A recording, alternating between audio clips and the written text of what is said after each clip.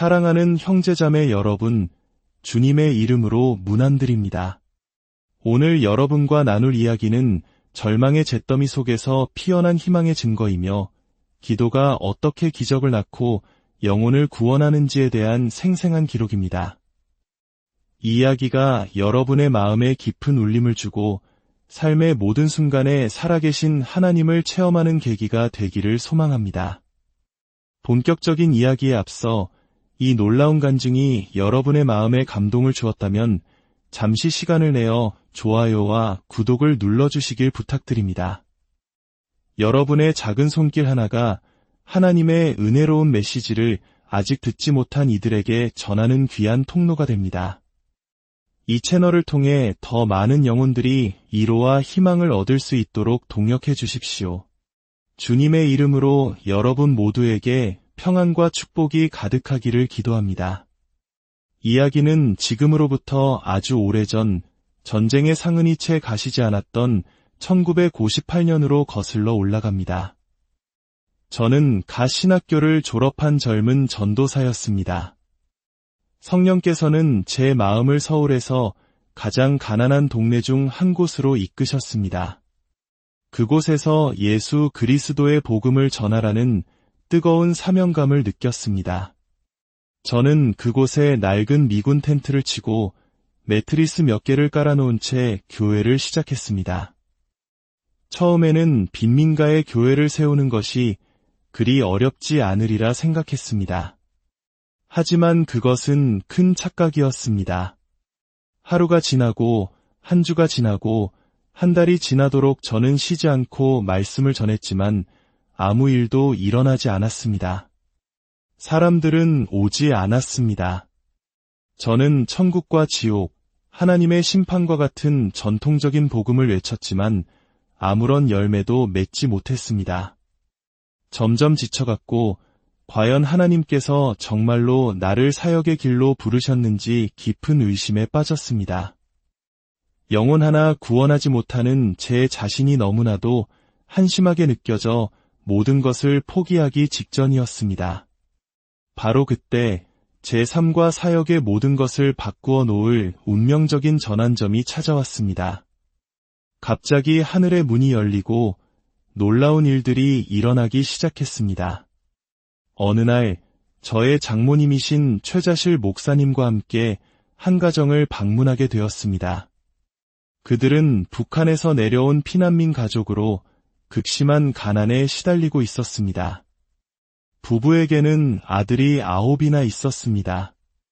남편은 10년 넘게 알코올 중독에 빠져 살았고 아내는 위장병과 심장병으로 고통받고 있었습니다. 9명의 아이들은 거리로 내몰려 구두를 닦거나 도둑질을 하며 하루하루를 연명했습니다. 그야말로 거지 가족이나 다름없었습니다. 우리가 문을 두드리자 아내가 문을 열고는 우리가 누구냐고 물었습니다. 우리는 좋은 소식을 전하러 온 전도사라고 소개했습니다. 그녀는 좋은 소식이라니요? 하고 퉁명스럽게 되물었습니다. 우리는 예수 그리스도가 구원자이시며 그들에게 천국을 선물하고 싶어 하신다고 말했습니다. 그 말을 듣자마자 그녀의 눈에 분노의 불꽃이 타올랐습니다. 천국이라고? 당신네 기독교인들은 다 거짓말쟁이야. 죽은 뒤에 가는 천국만 이야기하는데 지금 당장은 어쩔 거요? 우리는 병과 비참함, 가난 속에서 지옥같이 살고 있어. 하나님이 그렇게 선하신 분이라면 죽은 뒤에나 좋은 천국을 줄 게 아니라 지금 당장 우리에게 좋은 것을 주지 않는 거요. 오늘 살아계신 하나님을 증명하지도 못하면서 어떻게 죽은 뒤에 천국이 있다는 걸 증명할 수 있단 말이오. 그녀는 오히려 저에게 설교를 하고 있었습니다. 그녀의 말 한마디 한마디가 비수처럼 제 가슴에 꽂혔습니다. 저는 지옥에 대해 이야기하며 예수를 믿지 않으면 그곳에 가게 될 것이라고 말하려 했습니다. 하지만 그녀는 비웃으며 말했습니다. 지옥, 우리 집을 보시오. 우리는 이미 지옥에 살고 있어. 지금 우리가 겪는 고통보다 더한 지옥이 어디 있겠소. 그러고는 천국도 지옥도 없어. 이 거짓말쟁이들아, 당장 내 집에서 나가. 라며 우리를 쫓아냈습니다. 저는 아무 말도 할 수 없었습니다. 그녀의 말이 100번 옳았기 때문입니다. 11명의 식구가 단칸방에 웅크리고 살며 이불 한 채로 추운 겨울을 나는 모습. 그것은 이 땅에 펼쳐진 진짜 지옥이었습니다. 저는 처참한 심정으로 텐트 교회로 돌아와 하나님 앞에 무릎을 꿇었습니다. 주님, 저는 이제 무슨 말씀을 전해야 합니까? 저들은 굶주리고 병들고 절망에 빠져 있습니다. 저는 그들에게 천국을 전하고 싶지만 그들은 천국 이야기를 듣고 싶어 하지 않습니다. 심지어 지옥도 두려워하지 않습니다. 제가 무슨 말을 할 수 있겠습니까? 간절히 기도하는 중에 성령께서 제 마음에 말씀하셨습니다. 사복음서를 다시 읽어보아라. 신학적으로 분석하려 하지 말고 내가 마치 그 시대에 살고 있는 것처럼 생생하게 읽어보아라. 저는 새로운 결심을 하고 마태, 마가, 누가, 요한복음을 읽기 시작했습니다. 예수 그리스도의 사역을 깊이 이해하기 위해 밤낮으로 말씀을 파고들었습니다. 그리고 저는 놀라운 사실을 발견했습니다. 예수님은 단지 천국에 대해 말씀만 하신 것이 아니었습니다. 그분은 천국을 이 땅에 가져오셨습니다. 저는 하늘에 계신 하나님에 대해 말만 하고 있었지만 정작 그들에게 하나님이나 천국을 경험하게 해주지는 못했습니다. 사람들은 절박한 필요 가운데 있었지만 저는 그들의 필요를 채워주지 못하고 구름 위에 계신 하나님에 대해서만 이야기하고 있었던 것입니다. 하지만 예수님은 가시는 곳마다 죄를 용서하시고 평안과 기쁨, 영광을 주셨습니다. 병든 자를 고치시고 사탄의 권세에 억눌린 자들을 자유롭게 하셨으며 굶주린 자들을 먹이시고 죽은 자를 살리셨습니다. 그분은 사람들의 가장 시급한 필요를 먼저 채워주신 후에 하나님 나라를 선포하셨습니다. 자신의 삶에 이미 임한 하나님 나라를 누가 거부할 수 있겠습니까?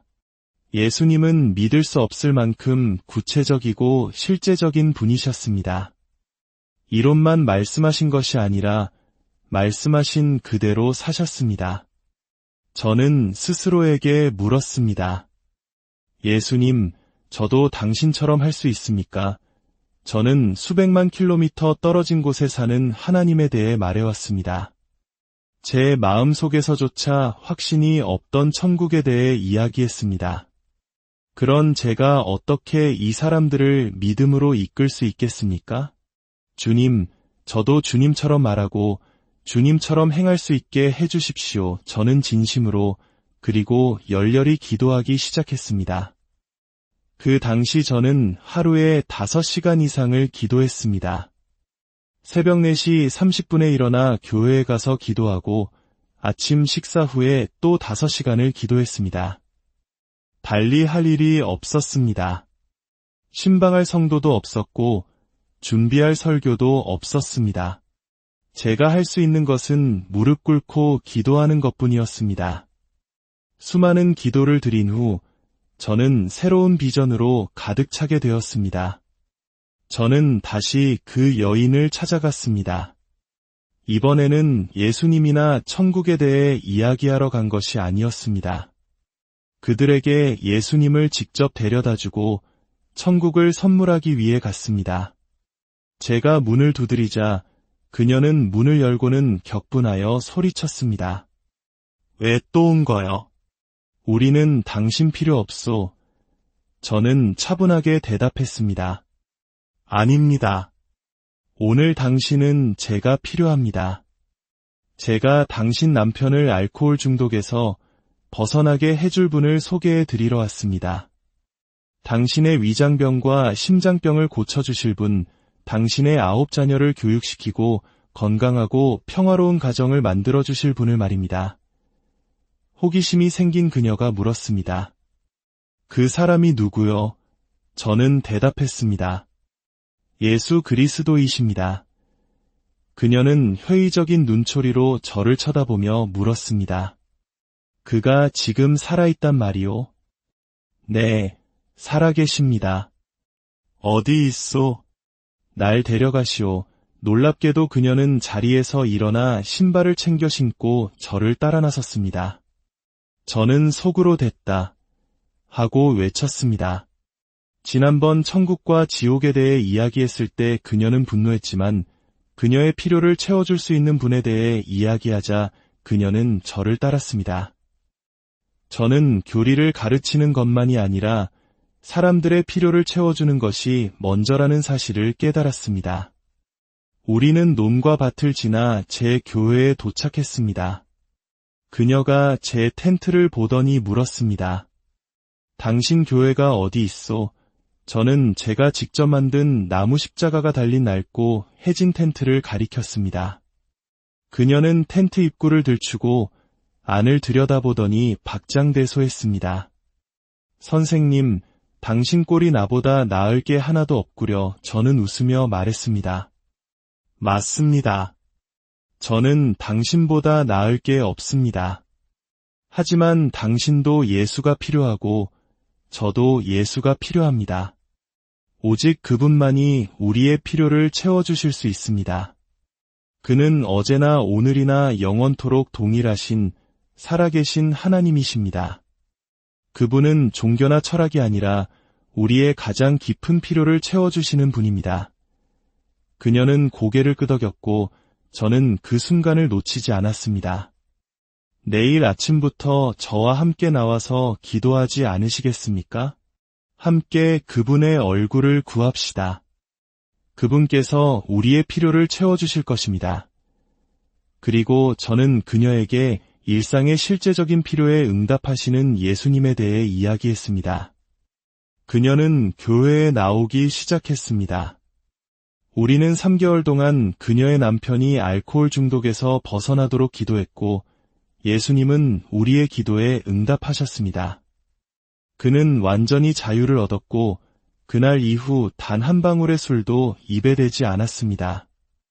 구원받고 변화된 것입니다. 그는 직장을 구했고 집에 쌀을 가져오기 시작했습니다. 가족을 먹여 살릴 수 있게 된 것입니다.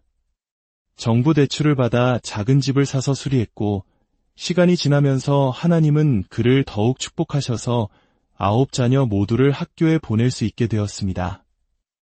예수님은 사람들의 필요를 채우시는 분이라는 것을 몸소 증명해 보이셨습니다. 저는 깊은 격려를 받았습니다. 제가 교리와 신학을 가르칠 때는 아무도 듣지 않았고 아무도 오지 않았습니다.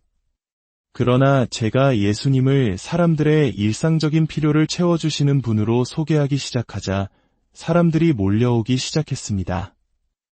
저는 더욱 간절히 기도하고 새로운 관점으로 성경을 연구하기 시작했습니다. 하나님께서 인간의 전인, 즉 영과 혼과 육 모두를 구원하기 원하신다는 것을 분명히 깨달았습니다. 그리고 무엇보다도 저는 신유, 즉 하나님의 치유 능력에 대해 강력하게 설교하기 시작했습니다. 그곳 사람들은 비위생적인 환경 속에서 결핵, 암, 관절염 등 온갖 질병으로 고통받고 있었고 아이들은 위생불량으로 죽어가고 있었습니다. 그래서 저는 담대하게 신유를 선포했습니다. 하지만 저는 치유의 은사에 대해 주님으로부터 어떠한 구체적인 환상이나 음성을 듣지는 못했습니다. 저는 간절히 기도했습니다. 주님, 저에게 치유의 은사를 주신다는 당신의 음성을 듣고 싶습니다. 하지만 아무 일도 일어나지 않았습니다. 꿈이라도 꾸길 바랐지만 아무 꿈도 꾸지 않았습니다. 환상을 보길 원했지만 그저 섬광만 보일 뿐이었습니다. 제게 있는 것이라고는 예수 그리스도께서 친히 우리의 연약한 것과 병을 짊어지셨다는 하나님의 말씀뿐이었습니다. 어느 날 혹독한 금식과 기도 끝에 저는 결단을 내렸습니다. 살든지 죽든지 가라앉든지 헤엄치든지 나는 내가 믿는 바를 행동으로 옮기겠다. 2000년 전에 일어났던 치유에 대해 이야기만 한 것이 아니라 치유자이신 예수님을 사람들에게 직접 데려다 주겠다. 그 당시 제게는 교인이 거의 없었습니다. 그래서 어느 주일 저는 공개적으로 선포했습니다. 오늘 밤부터 우리는 치유 사역을 시작할 것입니다. 기머거리가 듣고 맹인이 보며 안진뱅이가 걷게 될 것입니다.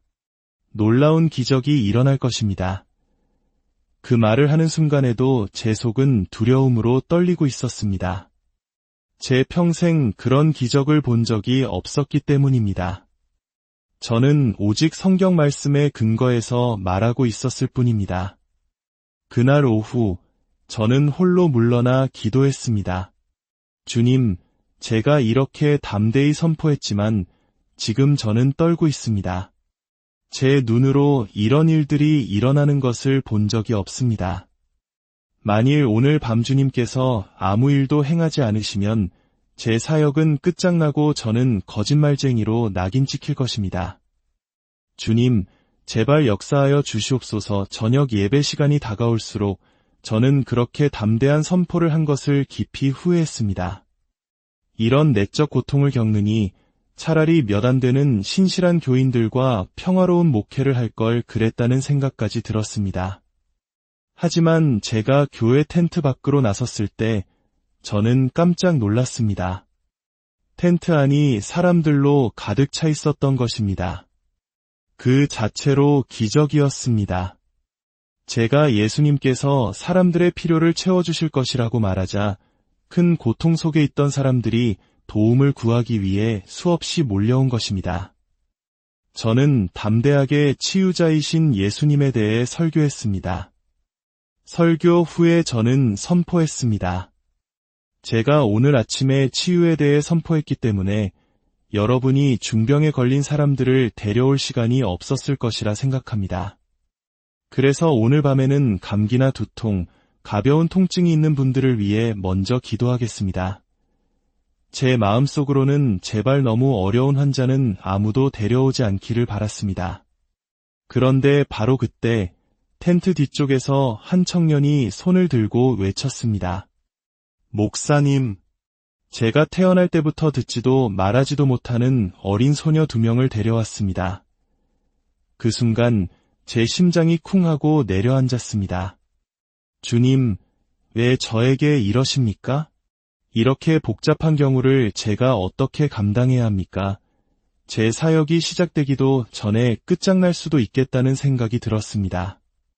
하지만 두려움을 드러낼 수는 없었습니다. 저는 자신감 있게 손을 들고 큰 소리로 말했습니다. 그 아이들을 앞으로 데려오시오. 모든 군중이 저를 지켜보고 있었습니다. 키가 크고 마른 소녀와 키가 작고 통통한 소녀, 2 아이가 단상 위로 올라왔습니다. 아이들은 영문도 모른 채 어리둥절한 표정이었습니다. 저는 속으로 기도했습니다. 주님, 어느 쪽이 더 쉬운 경우인지 보여주십시오. 하지만 아무런 계시도 없었습니다. 환상을 보거나 신성한 음성을 듣기를 간절히 바랐지만 아무것도 오지 않았습니다. 그래서 저는 아주 인간적인 계산을 했습니다. 마른 사람 속에 있는 귀신이 힘센 사람 속에 있는 귀신보다 약할 거야. 저는 마른 소녀에게 다가가 그녀의 귀에 손가락을 넣고 간절히 기도했습니다. 주님, 만일 주님께서 제 입장이셨다면 어떻게 하셨겠습니까? 저는 절박합니다. 주님께서 응답하셔야만 합니다. 이것이 제 치유 사역의 시작입니다.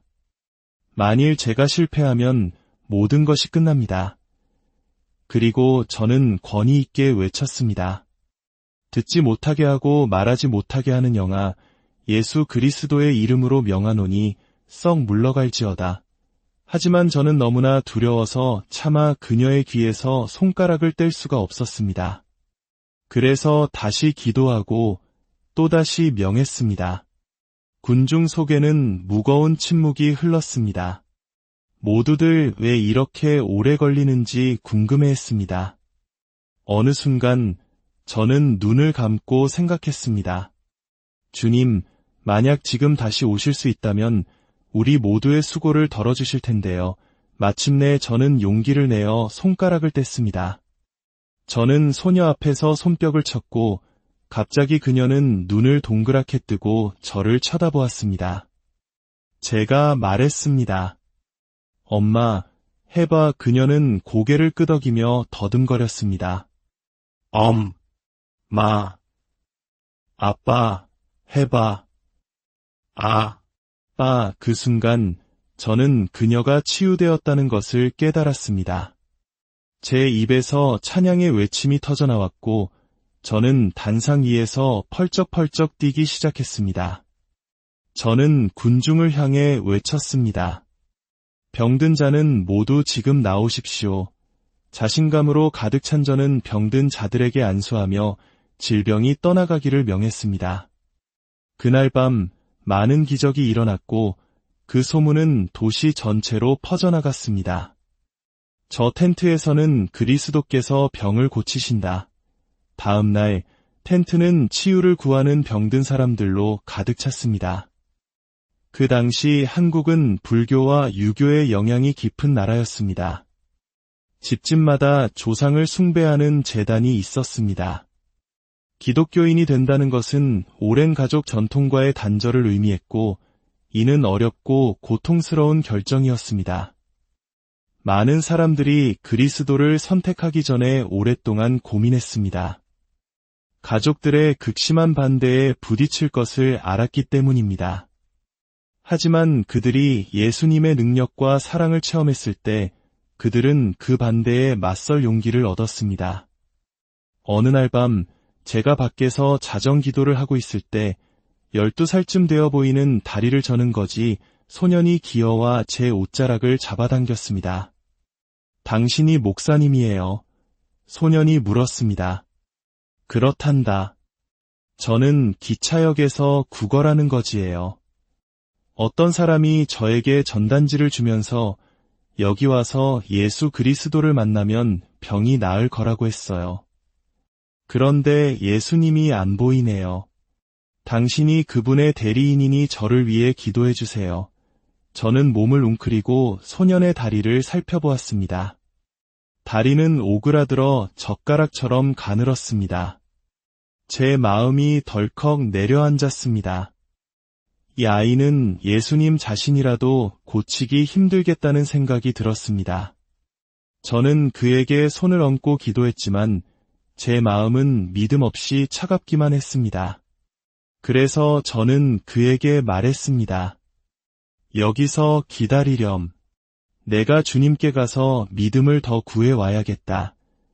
저는 앞으로 가서 기도하기 시작했습니다. 주님, 왜 항상 저에게 이렇게 어려운 경우만 보내십니까? 저는 로봇이 아닙니다. 이런 상황을 감당할 수 없습니다. 주님께서 믿음을 주지 않으시면 저는 아무것도 할 수 없습니다. 저는 기도하고 또 기도한 후 소년에게 돌아가 말했습니다. 어디 보자. 저는 그의 다리에 손을 얹고 기도하려 했지만 눈을 뜨고 그의 다리를 보는 순간 제 마음에 찬 기운이 돌았습니다.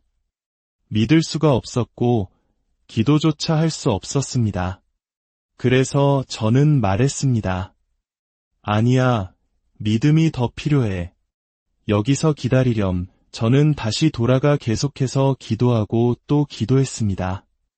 저는 온 마음을 다해 울부짖으며 하나님께 매달렸습니다. 그때 이상한 일이 일어났습니다. 성령의 강력한 임재가 저를 덮었습니다. 저는 제 믿음이 자라나고 강해지는 것을 느꼈습니다. 마침내 하나님께서 제게 초자연적인 믿음을 주셨습니다. 그것은 제 것이 아니었습니다.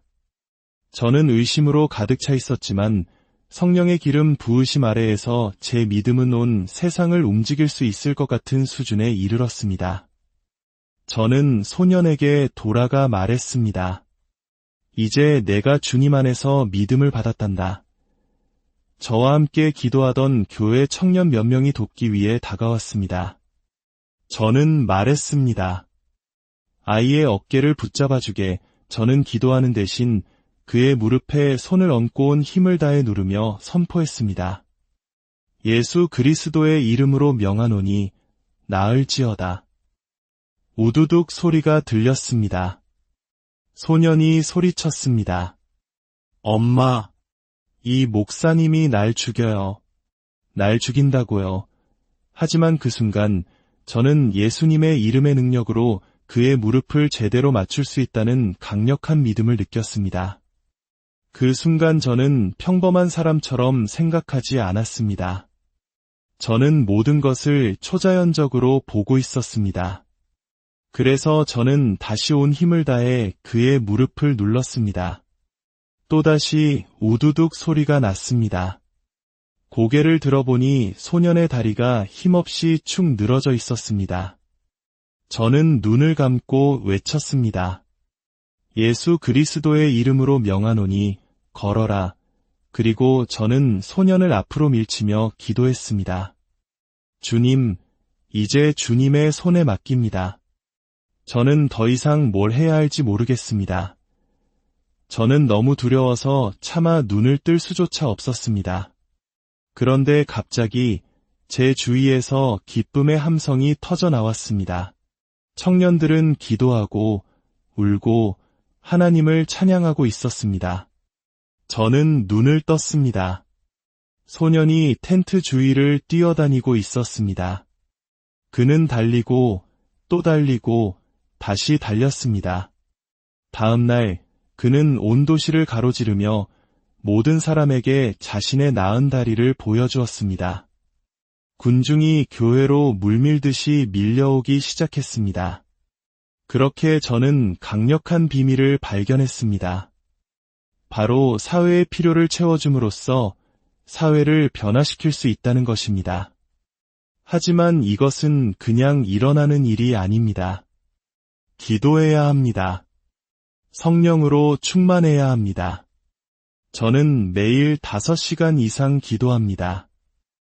알아들을 수 있는 방언과 영적인 방언으로 몇 시간이고 기도하며 하나님의 임재에 완전히 잠길 때까지 기도합니다. 제가 기도하지 않을 때 하나님의 말씀은 성경에 기록된 문자로만 남아 있습니다. 하지만 제가 5시간 이상 기도하고 나면 말씀이 페이지를 박차고 나와 제 일상생활 속에서 살아 움직입니다. 제가 개척 사역을 했던 그 3년 동안 저는 사람들의 일상적인 필요에 응답하시는 살아계신 예수님을 전파했습니다. 또한 요한 3서 1장 2절 말씀처럼 하나님의 삼중 축복에 대해 가르쳤습니다. 사랑하는 자여, 내 영혼이 잘됨같이 내가 범사에 잘되고 강건하기를 내가 간구하노라. 저는 여러분이 구원받고 성령의 열매를 맺으며 하나님을 위해 산다면 그분께서 오셔서 여러분을 만지시고 치유하실 것이라고 설교했습니다. 정말 많은 사람들이 치유를 받았습니다. 물론 그렇지 않은 사람들도 있었습니다. 우리가 설명할 수 없는 일들도 있습니다. 하지만 우리는 치유받지 못한 사람들에게 집중하라고 부름받은 것이 아닙니다. 우리는 하나님께서 행하신 일을 선포해야 합니다. 우리는 하나님이 아니며 여전히 많은 한계를 가지고 있습니다. 하지만 하나님께는 한계가 없으십니다. 많은 사람들이 치유를 받지 못하지만 제 경험상 치유받지 못한 사람보다 치유받은 사람이 더 많았습니다. 아픈 사람 10명이 오면 그중 7명은 완전히 치유되고 3명은 그렇지 않았습니다. 하지만 그 3명조차도 하나님께서 다른 사람들의 필요를 채우시는 것을 보며 불평하지 않았습니다. 그들은 그분의 역사를 보았기에 예수님을 영접했습니다. 그 지역 사람들은 극심한 가난 속에 살았고 그들의 마음은 가난의식, 저주받은 의식, 실패의식으로 가득 차 있었습니다. 그래서 저는 그들을 저주받았고 무능하며 불가능에 운명 지어졌다는 생각들로부터 자유롭게 해주기로 결심했습니다. 저는 예수 그리스도 안에서의 구속에 대해 강력하게 설교했습니다. 사랑하는 친구 여러분, 그리스도께서 여러분의 저주를 짊어지시고 십자가에 달리셨습니다. 그분은 머리에 가시관을 쓰셨고 손과 발에 못이 박히셨습니다. 그분은 여러분의 저주를 친히 담당하셨습니다. 이것은 현실입니다. 예수님께서 여러분의 모든 저주를 가져가셨습니다. 여러분이 그 저주 아래 사는 한 여러분이 하는 모든 일은 황폐함으로 특징 지어질 것입니다. 그러나 여러분이 자유를 얻고 하나님의 축복이 여러분에게 임하는 순간 여러분이 하는 모든 일은 형통하게 될 것입니다. 또한 저는 그들에게 가르쳤습니다. 우리 주 예수 그리스도의 은혜를 너희가 알거니와 부유하신 이로써 너희를 위하여 가난하게 되심은 그의 가난함으로 말미암아 너희를 부유하게 하려 하심이라. 여러분이 예수 그리스도의 축복 아래 있다면 씨앗을 심어야 합니다. 씨앗을 심지도 않고 어떻게 추수를 기대할 수 있겠습니까? 저는 이런 예를 들었습니다. 하나님께 축복받은 농부를 상상해 보십시오. 만약 그가 그저 앉아만 있고 밭에 나가 씨를 뿌리지 않는다면 그는 아무것도 수확하지 못할 것입니다. 이와 마찬가지로 예수님을 영접하고 여러분의 영이 구속받은 후에 여러분은 일하고 씨를 뿌리기 시작해야 합니다. 가난 의식에서 벗어나기 위해 저는 그들에게 말했습니다. 가난이라는 사고방식을 거부하십시오. 실패의식을 성공의식으로 바꾸십시오. 불가능이라는 관점에서 생각하는 것을 멈추고 승리라는 관점에서 생각하기 시작하십시오. 매일 저는 이 진리를 스스로에게 되새겼습니다. 나는 하나님께 축복받았다. 나는 예수 그리스도 안에서 부요하다. 나는 예수 그리스도 안에서 승리했다. 나는 모든 일에 형통하다. 성경은 말합니다. 우리 가운데서 역사하시는 능력대로 우리가 구하거나 생각하는 모든 것에 더 넘치도록 능히 하실 이에게 여러분이 구하거나 생각하는 것이 하나님께서 축복을 부어주시는 그릇이 됩니다. 그러나 여러분에게 그릇이 없다면 축복은 낭비됩니다. 여러분의 마음을 새롭게 하십시오. 여러분의 영은 성령의 전입니다. 여러분의 영은 지성소와 같습니다. 여러분의 혼, 즉 생각은 성소와 같고 여러분의 몸과 일상생활은 성전의 바깥들과 같습니다. 성령은 여러분의 영에 거하십니다. 그러나 여러분의 마음이 부정적인 생각으로 가득 차 있다면 성령은 여러분의 삶을 통해 자유롭게 흐를 수 없습니다. 여러분이 예수님을 영접할 때 여러분의 영은 즉시 거듭납니다. 그러나 여러분의 마음은 여전히 새로워져야 합니다. 수년 동안 여러분의 사고방식은 부정적인 생각으로 오염되어 왔습니다. 그것은 하나님의 말씀, 묵상, 그리고 고백의 중요성을 통해 변화되어야 합니다. 그때 저는 매일 강렬한 기도와 긍정적인 신앙 고백으로 하나님의 말씀을 읽고 묵상하며 제 마음을 새롭게 했습니다. 저는 담대하게 선포했습니다. 나는 예수 그리스도의 구속을 통해 부유해졌다. 나는 예수 그리스도 안에서 승리했다. 나는 나의 모든 노력에서 형통하며 반대되는 감정을 받아들이기를 거부한다. 저는 제 자신이 환경에 영향을 받도록 내버려 두지 않았습니다. 저는 사람들에게 감정이나 당장의 상황에 의존하지 말라고 가르쳤습니다. 예수 그리스도의 구속적인 은혜 위에 굳건히 서라고 말했습니다. 사람들이 가난과 실패를 거부하는 법을 배우자 그들은 믿음으로 행동하기 시작했습니다. 그들은 일하기 시작했고 11조와 축복의 헌물을 드리기 시작했습니다. 사람들은 너무 가난해서 드릴 돈이 없었지만 그들이 가진 것을 가져왔습니다. 어떤 이는 배춧잎 몇 장을, 다른 이는 달걀이나 닭 한 마리를, 어떤 이는 쌀 한 줌을 가져왔습니다. 목사로서 저는 온갖 종류의 먹을거리를 받게 되었습니다. 하지만 어떤 이들은 이러한 관행에 반대하며 말했습니다. 저 목사는 우리를 착취하러 왔다. 저는 대답했습니다. 아닙니다. 전혀 그렇지 않습니다. 이것은 하나님의 형통 시스템에 들어가기 위한 영적인 원리입니다. 여러분은 이제 예수 그리스도께 속해 있으며 그분의 축복 아래 있습니다. 그리고 그 이후의 이야기는 이러한 원리를 적용한 사람들이 그들의 삶이 급진적으로 변화하는 것을 보여주었습니다. 그러니 씨를 뿌리십시오. 11조를 드리십시오. 11조는 기초입니다. 그러나 11조를 넘어설 때 여러분은 진정으로 하나님의 풍성한 축복 속으로 들어가게 됩니다. 사람들은 11조를 드리기 시작했고 그 이상으로 교회 건축과 다른 사역을 위해 돈을 가져왔습니다. 그리고 말씀드리건대 단 3년 만에 그 빈민가 전체가 변화되었습니다. 제가 교회를 세웠던 그곳으로 돌아갔을 때 더 이상 빈민가는 없었습니다. 사람들은 일자리를 찾았고 직업을 창출했으며 번영하여 집을 지었습니다. 그 3년 동안 놀라운 일들이 일어났습니다.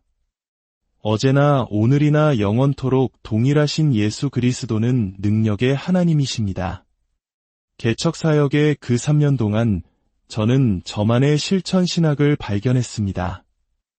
저는 그것을 희망의 신학이라고 부릅니다. 저는 우리의 일상적인 필요를 공급하시는 예수님을 설교함으로써 사람들의 마음에 견고한 희망을 세울 수 있었습니다. 사람들에게는 필요가 있고 그 필요는 영적, 육체적, 환경적 세 가지 형태로 나타납니다. 예수 그리스도께서는 십자가에서 흘리신 피로 이 모든 필요를 충족시키셨습니다. 그럼에도 불구하고 많은 기독교인들이 예수 그리스도의 축복의 충만함을 누리지 못합니다. 그들은 영적인 축복은 주장하지만 치유나 번영은 주장하지 않습니다. 어떤 이들은 제가 번영을 설교한다고 비판하지만 저는 번영 그 자체를 위해 번영을 설교하지 않습니다. 사람들은 자녀를 먹이고 학교에 보내고 교회와 사역을 지원하기 위해 번영해야 합니다. 자신의 육체를 만족시키기 위한 번영은 우상 숭배일 것입니다. 그러나 가족과 교회를 도울 수 있는 번영은 놀라운 축복입니다. 하나님은 우리 교회를 비상하게 번영시키셨습니다. 우리는 기독교 교리로 젊은 학생들을 훈련시키는 우리 자신의 대학교를 가지고 있습니다. 우리는 기도의 도시라고 부르는 세계에서 가장 큰 기도원을 가지고 있습니다. 우리는 또한 아시아에서 가장 큰 사회사업을 하고 있습니다. 심지어 50만 부의 발행부스로 예수 그리스도의 복음을 전파하는 우리 자신의 일간신문도 있습니다.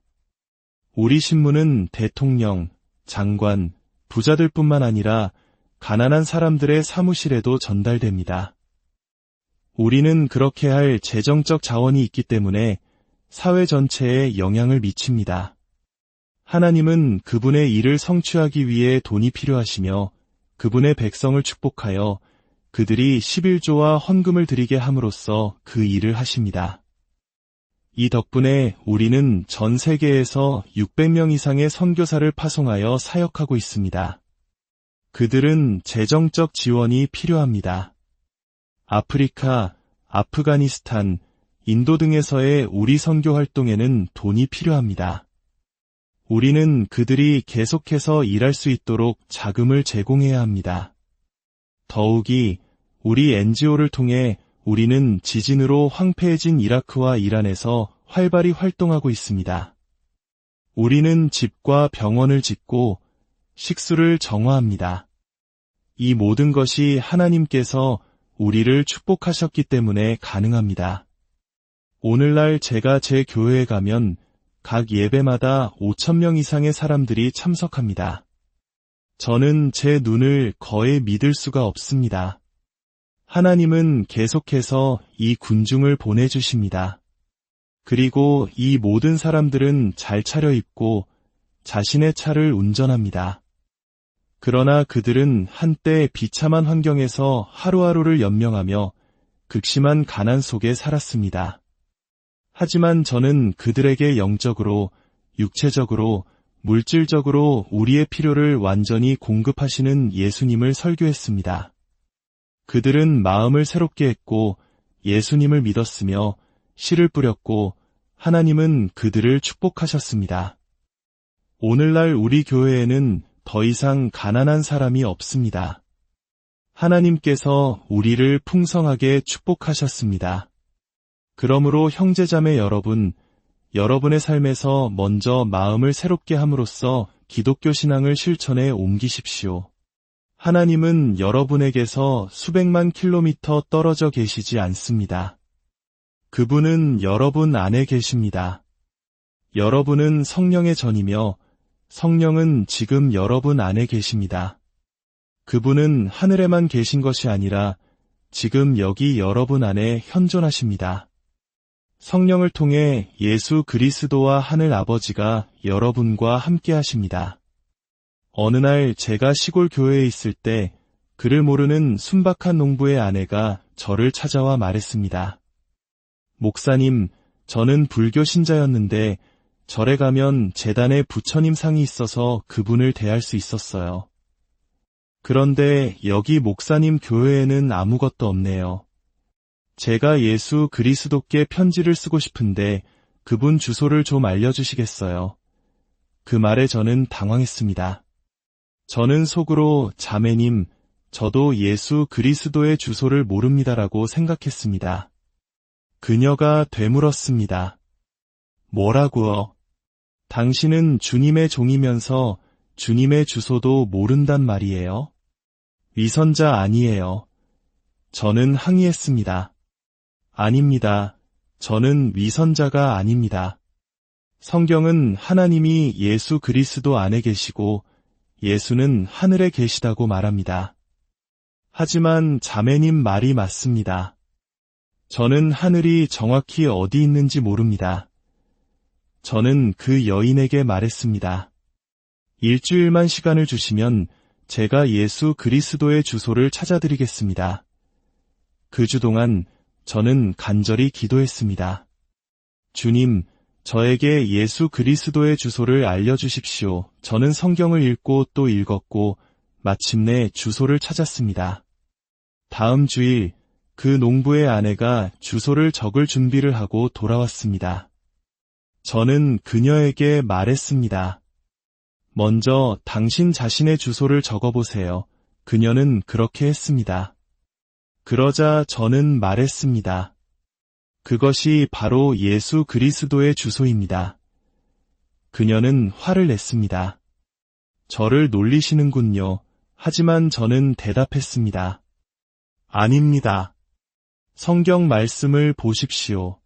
그날에는 내가 아버지 안에, 너희가 내 안에, 내가 너희 안에 있는 것을 너희가 알리라.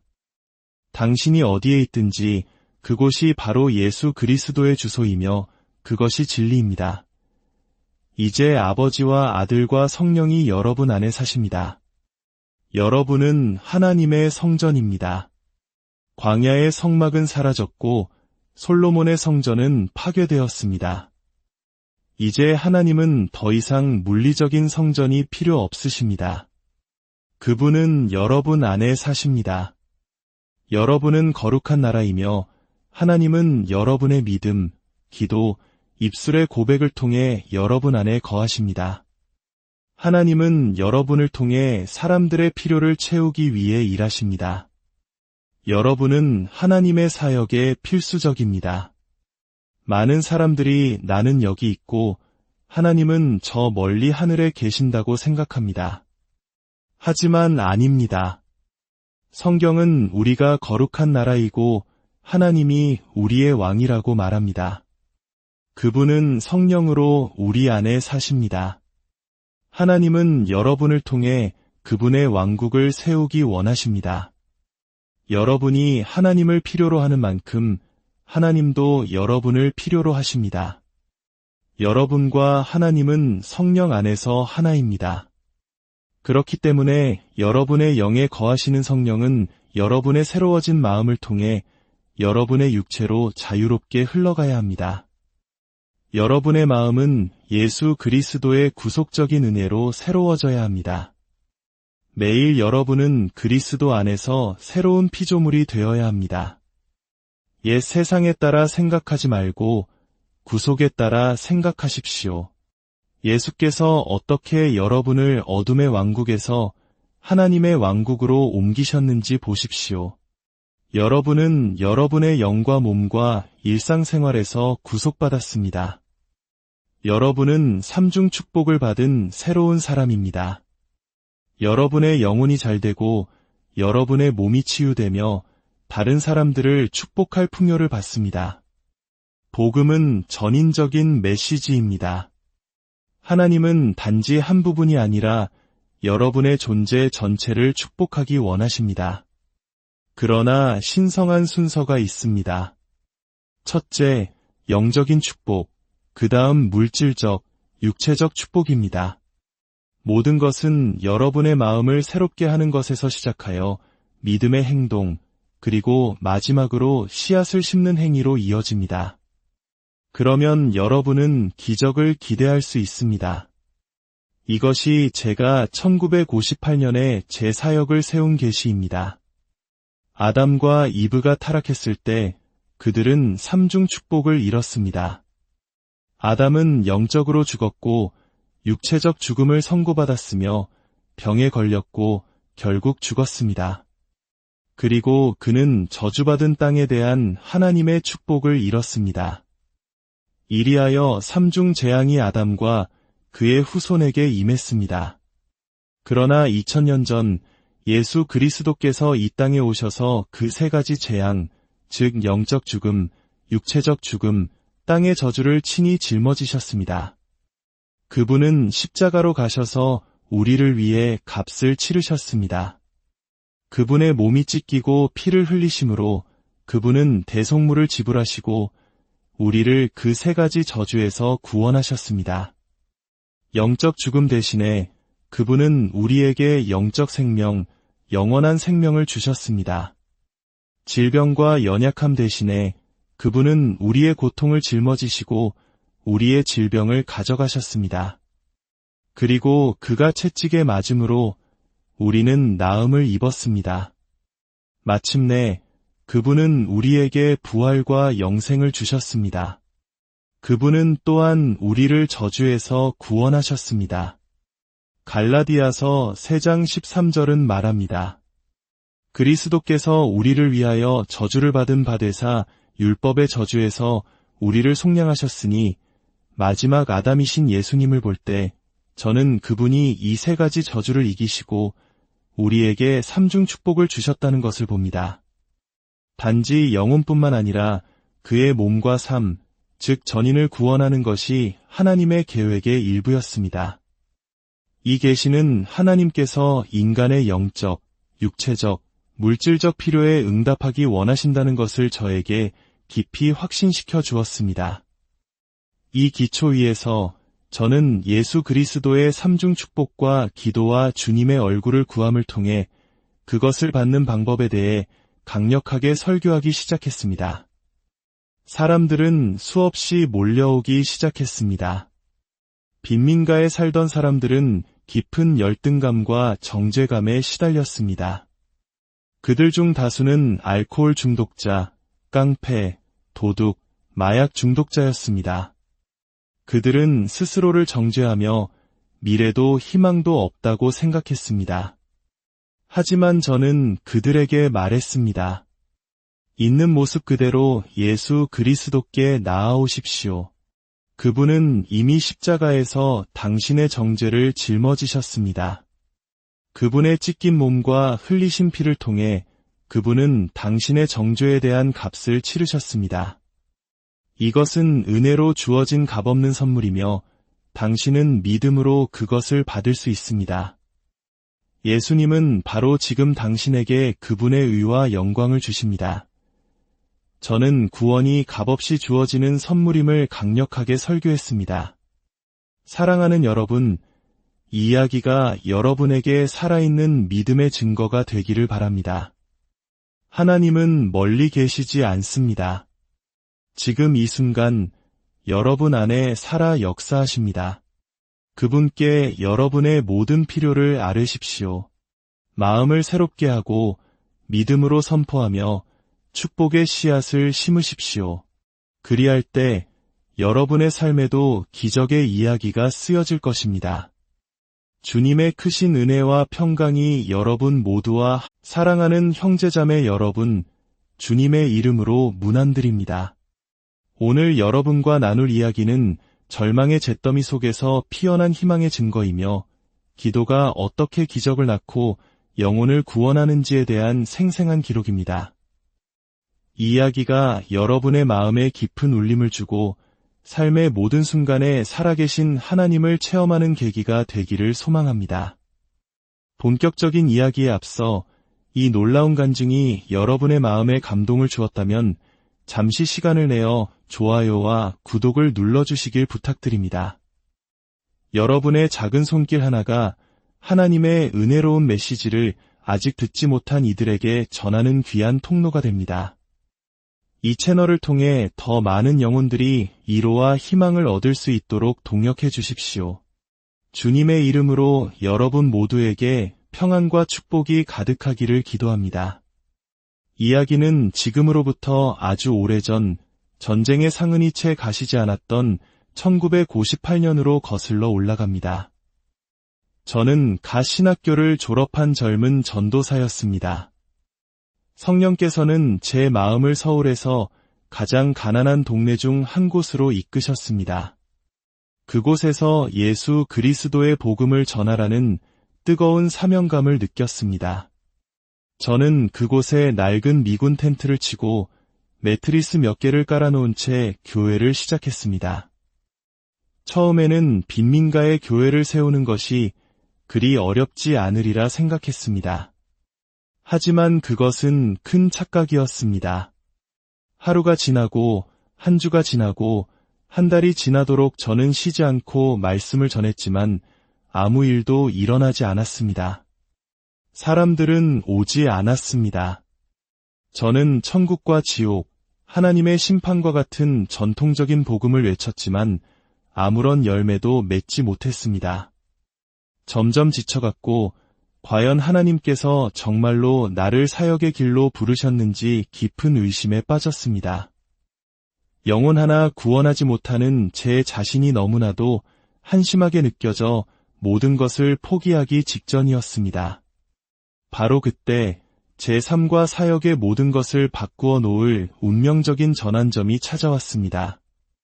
갑자기 하늘의 문이 열리고 놀라운 일들이 일어나기 시작했습니다. 어느 날 저의 장모님이신 최자실 목사님과 함께 한 가정을 방문하게 되었습니다.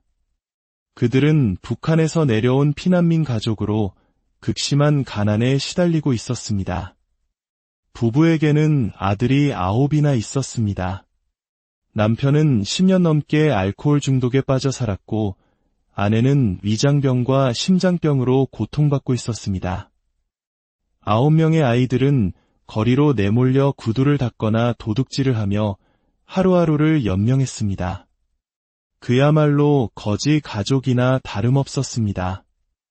우리가 문을 두드리자 아내가 문을 열고는 우리가 누구냐고 물었습니다.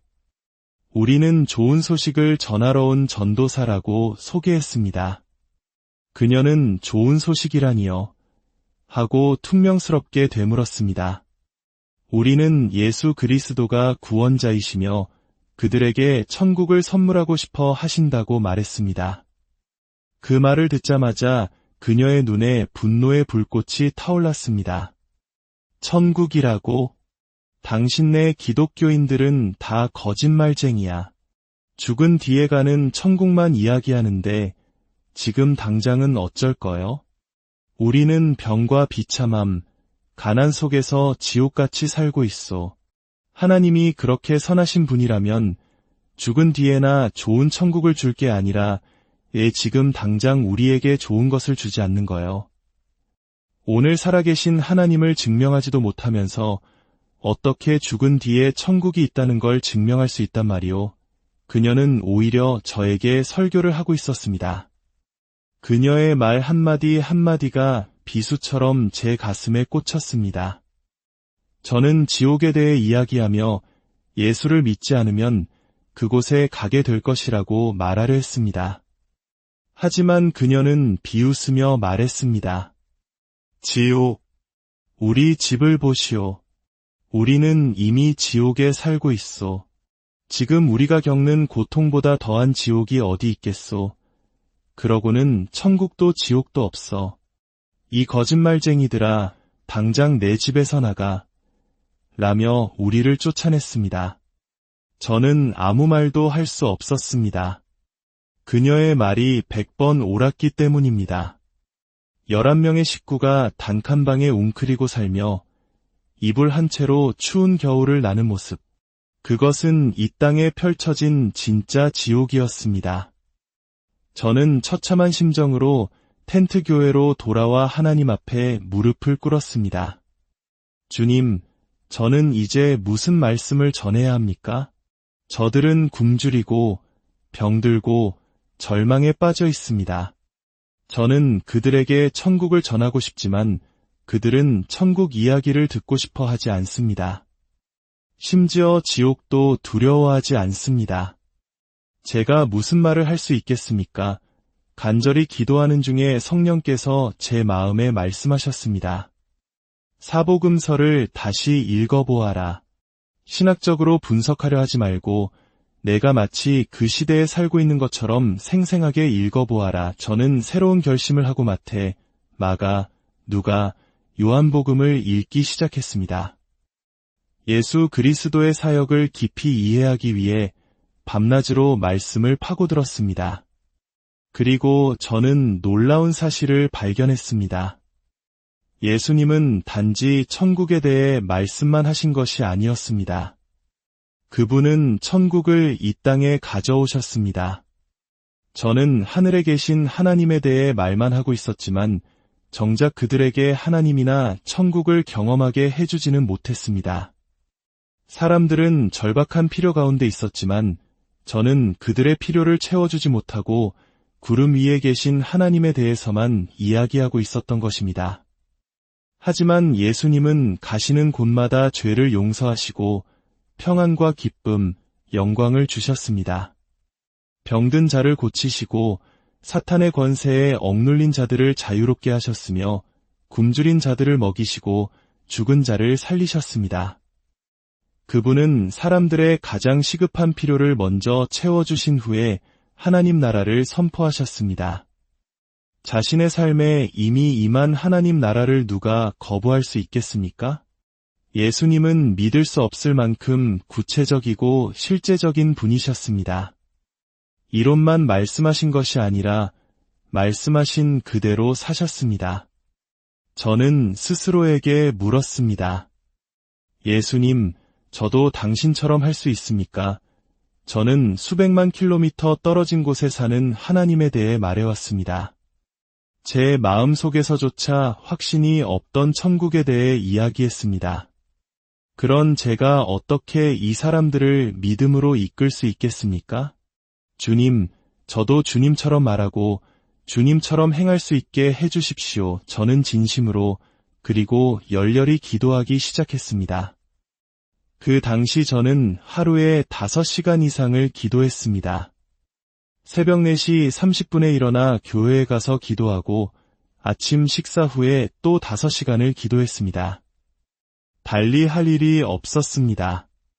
신방할 성도도 없었고 준비할 설교도 없었습니다.